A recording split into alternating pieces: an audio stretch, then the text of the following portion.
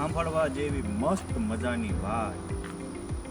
એક દાદા વડોદરાથી મુંબઈ ટ્રેનમાં બેઠા.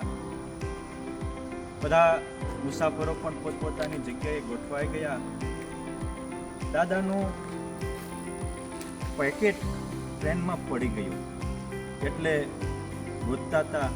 બરોબર ઈશ્વર ઈચ્છાથી ટીટીના હાથમાં એ પેકેટ આવ્યું એટલે ટીટી પણ ભલો માણસ, એને કહ્યું મુસાફરો કોઈનું પાકીટ ખોવાનું છે.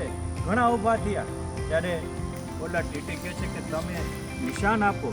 કેટલાય કે મારા પાકીટમાં પૈસા હતા. પાકીટમાં પૈસા જ હોય ને, બીજું શું હોય? કેટલા હતા કે એ ખબર નથી.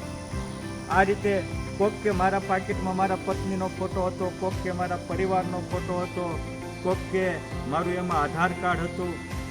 છેવટ એક વડીલ ઊભા થયા. એ કે મારું પાકીટ એક ખોવાનું. શું હતું? તો કે એમાં એક 500ની નોટ છે, એક 100ની નોટ છે અને એક શ્રી કૃષ્ણ ભગવાનનો ફોટો છે. એટલે આ જોઈ અને ટીટીએ કીધું ઓલ રાઈટ, બરાબર, તમે જ આ તમારું જ પાકીટ છે. પાકીટ એને આપી અને વડીલને આદર આપીને કહે છે કે તમે આ બીજાએ તો એના પરિવારના ફોટા રાખ્યા, પત્નીનો ફોટો રાખ્યો, બીજું બધું રાખ્યું, તમે ભગવાનનો જ ફોટો કેમ રાખ્યો?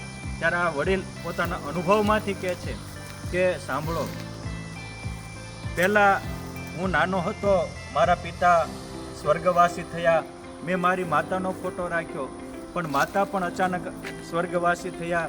હું ફ્રેન્ડ સર્કલમાં મોટો થયો, ફ્રેન્ડનો ફોટો રાખતો હતો, પણ લગ્ન થયા, ફ્રેન્ડ સર્કલ વિખાઈ ગયું. પછી મેં મારી પત્નીનો ફોટો રાખ્યો, પત્ની પણ મને છોડીને ચાલી ગઈ.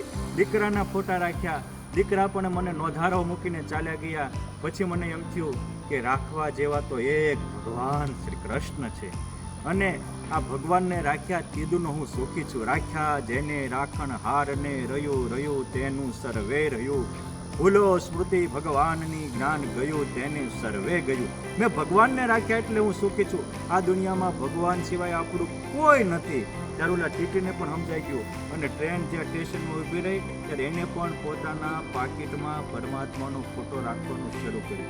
યાદ રાખો, જ્યારે અંતકાળના બેલી આ દુનિયામાં ભગવાન કે ભગવાનના સંત સિવાય કોઈ નથી. તુલસીદાસજી કહે છે કે संत सगा हरिजन सगा अंत समय में राम, तुलसी यह संसार में तीनों ठोर विश्राम. અને બાકી તો સુરપુર નરપુર નાગપુર तीनों में सुख नहीं, सुख हरि के चरण में કા સંતન કે મહી. આપણે પણ પરમાત્માને હૃદયમાં રાખી અને ભગવાન જેવા સુખિયા બનો, શક્તિમાન બનો, ભક્તિમાન બનો.